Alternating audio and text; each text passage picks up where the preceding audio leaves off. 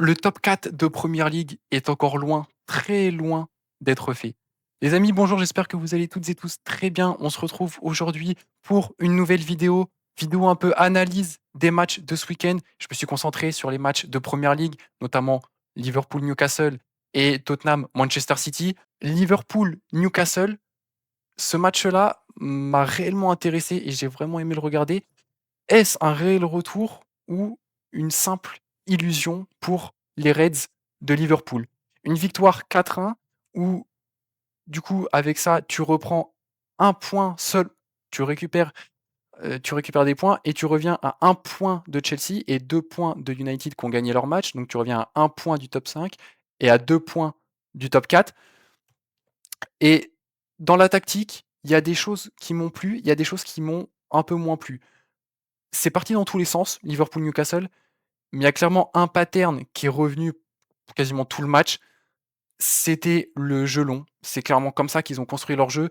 On voyait Van Dijk, Konaté, Alisson qui passaient sur les côtés, notamment en Szoboszlai, et ensuite ça cherchait les longs ballons, le jeu long, avec soit Salah, soit Ekitike, soit Gakpo, Wirtz, etc. Là, le problème, c'est que avec Newcastle, en début de match, ça a clairement pas marché, les jeux longs, les longs ballons. Encore une fois, ici, 12e minute de jeu, Szoboszlai qui tente un long ballon, c'est repris par la défense de Newcastle. 10 secondes après, c'est rendu. Et Kerkez fait la même chose. Il essaye de trouver Kitike et au final, c'est repris par la défense de Newcastle.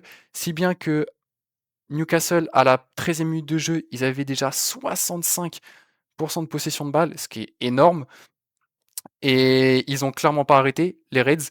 30e minute de jeu, Sobosai, encore une fois, long ballon pour essayer d'alerter Ekitike, mais au final qui est repris par la défense centrale de Newcastle. Et à tel point, c'est qu'à un moment, c'est Alisson qui s'en est chargé, qui a essayé de jouer les longs ballons un peu plus précis cette fois-ci. Ça a terminé sur Gakpo, sur la tête de Gakpo, mais au final, ça a été rendu à Newcastle encore une fois. Une première mi-temps très très compliquée pour Liverpool. Et même en seconde mi-temps, le terrain a changé. Szoboszlai qui tente les longs ballons. Et bon, là, ça a marché parce que Ekitike a réussi à reprendre la balle à Burn. Je crois que c'est Burn ici. Au final, il va tout seul au but, il frappe, il croise trop sa frappe, pardon, et ça fait pas but, mais situation dangereuse, c'est peut-être une des seules qu'ils ont réussi à se créer avec le deuxième but, on le verra plus tard. Et côté Newcastle, c'était un peu pareil, tu sentais qu'ils voulaient pas du tout jouer court par l'arrière, phase de jeu construite, etc. C'était long ballon aussi, ce qui fait que, bah voilà, 22e minute, 17 secondes, Nick Pope a la balle, 12 secondes plus tard, c'est Alisson qui a la balle. Ça a été de gauche à droite, ça a fait Pope, Alisson, ça a fait gauche, droite, tout le match, notamment en première mi-temps. Et Newcastle a tellement fait ça, c'est que 12 minutes plus tard, on a eu les nouvelles stats. Liverpool était à 57% de possession de balle. Donc ouais, un match déjà qui tournait un peu, qui allait vite en contresens, enfin, ouais, qui allait vite dans tous les sens. Et peut-être la seule véritable fois où ça a marché pour Liverpool, cette tactique de on absorbe un peu le pressing et on joue les longs ballons, c'est sur le deuxième but. C'était une contre-attaque. On voit ici le bloc de 6 de Newcastle au milieu de terrain qui est pas du tout replacé. Tu as la moitié de la défense qui est là-dedans, pas du tout replacé. Et Kerkez qui voit l'appel parfait d'Ekitike en profondeur, qui vient casser les lignes, gros espace libre, qui vient mettre le ballon dedans. Et après, Ekitike qui vient se créer le but tout seul, 1v2. Il y va au talent, il y va force pure. Et ouais, pointu du droit, magnifique, qui vient mettre, ça c'est le but du 2-1, qui vient mettre le 2-1 juste avant la pause, superbe. Ça, c'est les stats de la première mi-temps en termes d'attaque. Et on voit clairement que les 30 premières minutes, ça a été très compliqué pour Liverpool. C'était clairement dominé par Newcastle. C'était des ballons rendus, justement, les longs ballons rendus par la défense de Liverpool à la défense de Newcastle. Et ensuite, ça partait sur Alisson. Et ça a changé dans le dernier quart d'heure. Le, la stat s'est un peu inversée. Et Liverpool, je pense, a dû souffrir de ça, notamment dans le sens où ils se sont pris un but un peu à contre-courant du cours du jeu de Gordon, mal défendu par Kerkez, qui vient mettre une frappe sans trop de problèmes, et au final qui passe quand même pour tromper Alisson, second poteau. Ouais, ça fait mal au moral, c'est des trucs comme ça. Mais en même temps, Newcastle, on voit depuis le début du match, on a vu qu'ils mettaient un gros pressing. 11e minute de jeu, Gordon qui fonce sur Alisson, fonce trop. sur Alisson et trop violemment aussi. Ça, ouais, il s'est pris jaune pour ça, mais ça, tu mets ça en Liga, ça peut clairement être rouge. Et même dans la seconde mi-temps, c'est lui qui vient déclencher les premières frappes de loin quand il voit que Newcastle n'y arrive pas offensivement. C'est lui qui est là pour aller mettre les frappes de loin.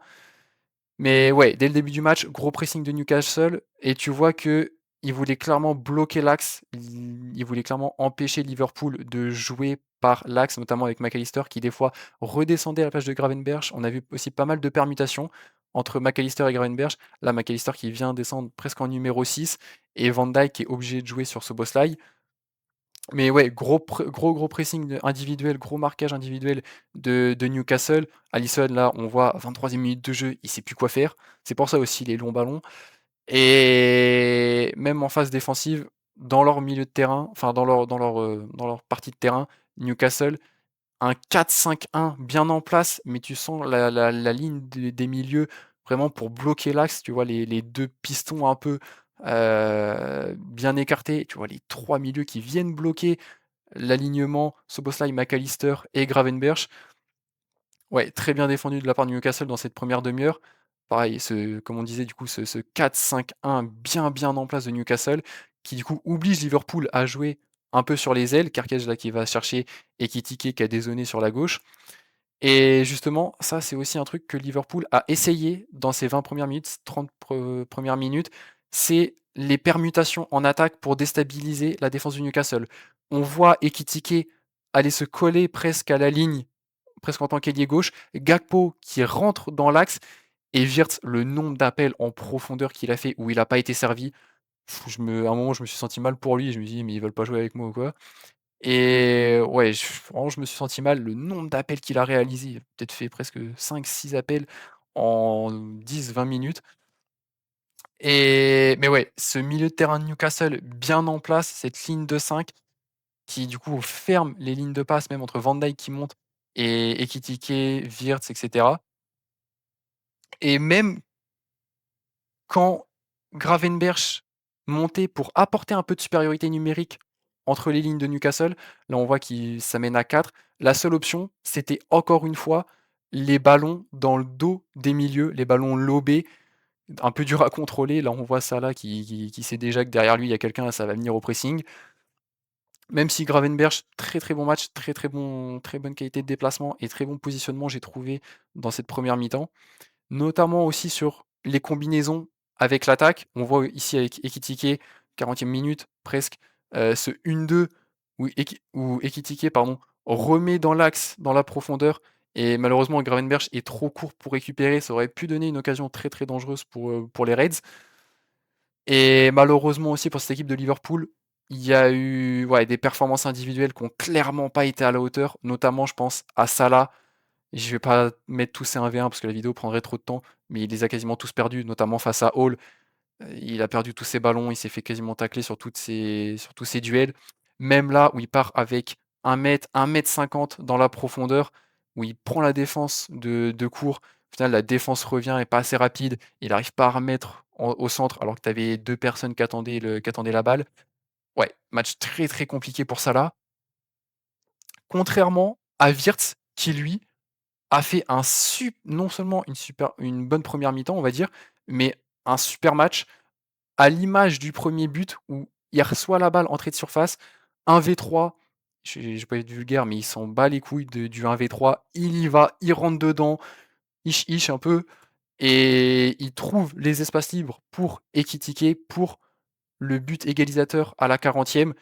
Et ouais, c'est Wirtz quasiment qui fait tout le travail. Gros taf de Wirtz. Et même en contre-attaque, c'est lui qui les mène. C'est lui le chef d'orchestre à partir de la deuxième mi-temps de la construction offensive des Reds, notamment sur le troisième but où c'est lui qui marque, où il vient fixer un peu le milieu de Tonali et la défense.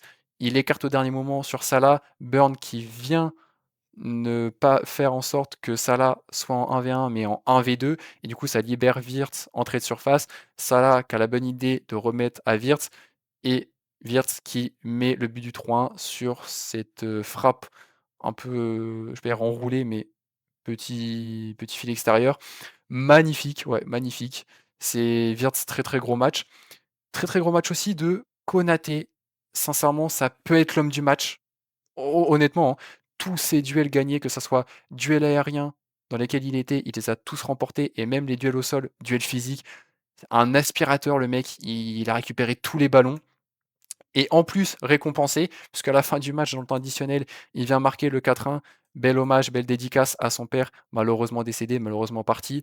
Et mais but un peu chanceux quand même, parce que ce plat du pied qui vient passer entre les jambes, qui passe deux trois joueurs de Newcastle et qui vient passer Nick Pope, qui n'arrive pas à reprendre la balle, ouais, un peu chanceux. Mais tu vois que la deuxième période de Liverpool, ça a été clairement très très bien.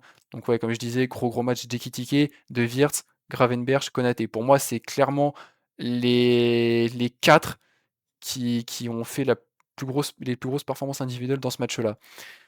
Donc ouais, des bonnes choses, surtout qu'en plus, du coup, en deuxième mi-temps, tu te gères. Donc des bonnes choses et qui font bon augure pour la suite.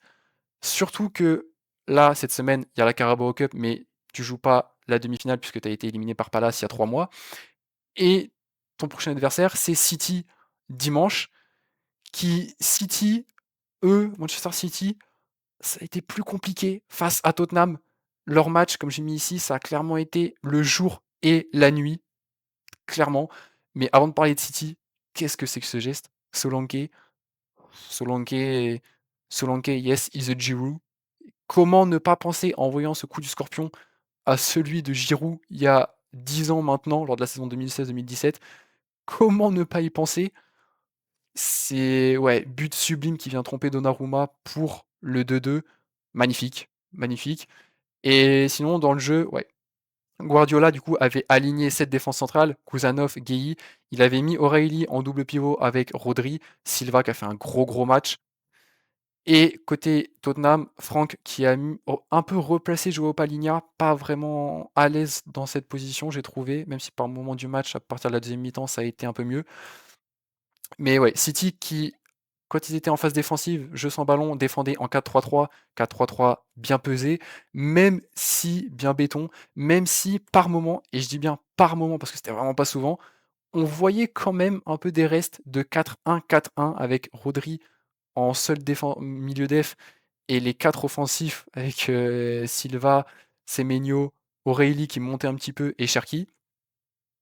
Tandis que Tottenham, eux, c'était le 5-3-2 et fermer l'axe. Fermer l'axe, c'est ce qu'ils ont fait quasiment pour toute la première période. Mais c'était sans compter le gros pressing individuel, le gros marquage individuel de City qui gêne clairement les ressorties de balles, qui a clairement gêné les ressorties de balles de Tottenham sur les premières minutes. Là, premier quart d'heure, le gros bloc de pressing axial de City. Bissouma qui a fait une deuxième mi-temps plutôt correcte, mais une première mi-temps catastrophique, atroce, qui rend la balle du coup ici à Rodri, et ensuite ça part en contre.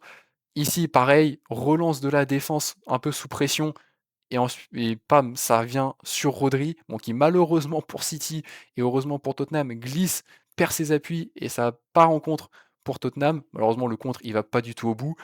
Tottenham n'arrive pas à l'emmener. Et ici, pareil, à l'image d'un Kerkez un peu pour Liverpool, on l'a dit il y a 5 minutes, dégage, qui absorbe le pressing, qui dégage. Malheureusement, il n'a pas absorbé le pressing, il a juste rendu la balle à Rodri qui a bien anticipé. Et en plus, c'est sur cette interception que le 2-0 de City, le deuxième but, va venir. Deux passes, ça trouve Bernardo Silva dans l'axe, dans l'espace libre, qui remet à Semenyo parce qu'il n'y a plus aucune charnière centrale, il n'y a plus rien dans la défense. Et Semenyo qui, avec ce but, avec ce tir, vient un peu sauver sa première mi-temps et un peu plus généralement son match parce qu'il a, pour moi, pas fait un très grand match. La connexion à Haaland Semenyo qui n'a pas réussi à être bien trouvée. Et ouais, Rodri, encore, même sur les longs ballons, il arrive à trouver Haaland dans le dos de la défense. C'est là où tu vois que la défense, ouais, c'était clairement du gruyère. Mais Haaland, match pas simple, pas facile, pas beaucoup de choses réussies pour Haaland, à l'image de là où le lob, il passe clairement au-dessus des filets, il n'arrive pas à mettre dedans. Pareil pour là, comme je disais, la connexion Haaland-Semenyo, Haaland qui essaye de remettre en une touche, la passe beaucoup trop longue pour Semenyo. Et ouais, la connexion, ces deux-là se sont clairement pas trouvés hier. À voir ce que ça va donner pour Liverpool si ces deux-là jouent ensemble, mais ça m'étonnerait que Guardiola les aligne en titulaire eux deux. Et Semenyo, comme je disais, ouais, un quart d'heure de jeu, là, il lève pas du tout la tête, il prend pas l'information et du coup, le centre, il est complètement loupé. Normalement, ça devrait arriver ici et ça arrive ici, dans les pieds de la défense de Tottenham. Et par contre, il y en a qui ont clairement fait de très, très bons matchs, de très, très belles premières périodes, notamment Bernardo Silva. Oh, le match de fou! Un chien de chasse, un chien de garde, il était partout.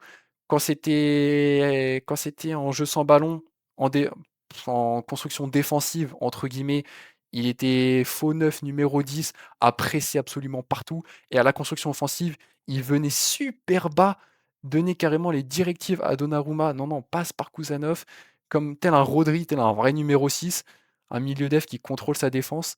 Ouais, Bernardo de Silva était partout, gros, gros match. Sur le premier but, justement, en plus, c'est lui qui vient faire le pressing et qui vient récupérer la balle dans les pieds de Bissouma, qui vient ensuite donner à Haaland dans l'espace libre. Haaland qui, en une touche, remet à Cherki. Et c'est là où tu vois que la défense de Tottenham a des problèmes. Cherki qui est en 1 contre 3 et il est pressé absolument 0 fois. Et c'est ça qui va faire le 1-0. Il va s'avancer. Et on met même pas le pied, enfin, c'est quoi ça? On met même pas le pied pour stopper la balle, on n'aligne même pas la jambe et au final Cherki, bah, du coup qui tire et qui marque, qui vient trouver le 1-0 en trompant Vicario.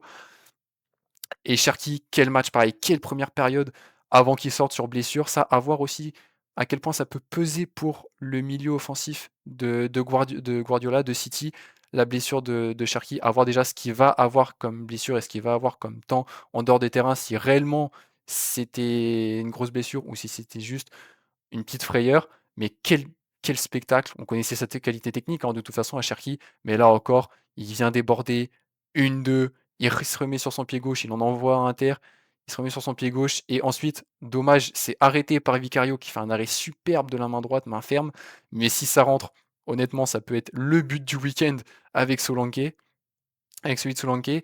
Et pareil pour Kusanov, j'ai trouvé très très bonne première période. On va voir en deuxième, mais la défense centrale de City, ça n'a pas été ça en deuxième période, mais en première, il fait quasiment un sans faute. Pareil, donc comme ici, où il stoppe la contre-attaque de Xavi Simons, ici, où il vient tacler dans le bon tempo, il vient récupérer les ballons, il vient sortir les ballons de la contre-attaque de Tottenham. Et voilà, pour moi, c'est pour ça que c'est pas un 100% parfait, sa première mi-temps. C'est ce geste où il prend le carton jaune à la 22e. S'il n'y a pas ce tacle un peu démesuré, sa première mi-temps, c'est l'homme du match de la première mi-temps. Clairement, c'est un sans faute s'il fait pas ça. C'est un 10 sur 10. Et ouais, malheureusement, ça n'a pas été le cas. Et en première mi-temps, Tottenham, donc, qui quadrille l'axe, vraiment qui bloque l'axe. Et on l'a vu sur les 10 dernières minutes, de City, ça a été, enfin, entre la 36e et la 42e, on va dire, ça a été on passe à gauche, on revient derrière, on passe à droite, on revient derrière. Ça n'arrivait pas à trouver les solutions au milieu. Jusqu'à des moments comme celui-ci, où O'Reilly, qui fait un bon match aussi, amène les centraux, libère l'espace occupé par les centraux pour Bernardo Silva, qui arrive à être trouvé par Rodri en une passe. Très, ouais, ce milieu-là, ces trois-là, je pense, sont trouvés dans ce match-là, dans cette première mi-temps. Ils se sont trouvés des très bonnes combinaisons entre ces trois-là. Et O'Reilly qui a fait, ouais, un bon match là, des petites bonnes combinaisons, on va dire. Là, il reçoit la balle, appel contre appel, il vient mettre son corps en opposition pour se retourner et partir dans le sens du jeu. J'ai bien aimé son match à O'Reilly en double pivot à côté de Rodri. Mais ouais, pendant la première mi-temps, c'est clairement Xavi Simons qui sauve Tottenham. Là, il bataille, il a bataillé tout le temps pour récupérer les ballons. Il récupère une faute, mais au final, ça siffle pas parce qu'il continue. Il dit, non, vas-y, on y va. Là, bon, par contre, il se fait charcler par Rodri et il récupère la faute. Donc ouais, c'était peut-être l'esprit combatif, le seul esprit combatif de Tottenham dans cette première période. Et en deuxième, ça change complètement. Là, on voit 5 minutes de jeu. J'ai jamais vu 7 joueurs de Tottenham en première période aussi haut sur le terrain. Et ça se ressent, première frappe arrêtée par Donnarumma. Donnarumma, qui a quand même sauvé City quelques fois en deuxième période, à l'image de cet arrêt-là, qui vient claquer du bout des doigts. Ça aurait pu faire un peu plus mal aux fesses pour City si Donnarumma n'avait pas été là. Et là, le premier but, superbe appel de Solanke. Encore Simons qui fait une superbe extérieure, pied droit pour Solanke qui prend de court la défense et Kusanov. Kusanov qui se fait battre. Et du coup, en termes de lecture du jeu, et aussi physiquement ici. Et ensuite Solanke qui vient frapper dans la balle pour mettre le 2-1, mais qui vient frapper surtout dans le mollet de Marc Guéhi. Je sais toujours pas comment ça a été accordé comme but. Je suis pas supporter de City, hein, je vous rassure, mais je sais toujours comment pas ça a été accordé. Il défonce le mollet de Guéhi. Ouais, ça ça peut limite même être carton jaune pour Solanke, des fois, dans certains championnats. Mais là, je sais clairement pas co là, tu mets ça tu inverses les rôles, c'est un penalty donné à l'équipe qui attaque, très clairement. Mais ouais, je sais pas comment ça a été accordé. Et ensuite, tu sens que Tottenham a repris un peu le dessus, que ça soit physiquement, mais aussi mentalement. Et physiquement, ils gagnent tous leurs duels aériens. Même quand c'est City qui tape le premier, c'est là on voit la balle qui fait ça, c'est Tottenham qui récupère. Pareil, sur le deuxième but, c'est une erreur aérienne de Guehi qui reprend à 6 mètres, une tête complètement hasardeuse avec Carragher, Gallagher, pardon, Conor Gallagher, qui suit bien au pressing et qui vient récupérer avec un peu de chance ici, parce que ça tape aussi Aït-Nouri qui vient récupérer avec un peu de chance le second ballon, qui gagne le second ballon, qui vient percer sur l'aile droite et Solanke, point de pénalty en plein axe, qui reçoit le centre de Gallagher, superbe centre pour ce geste ouais, de grande classe.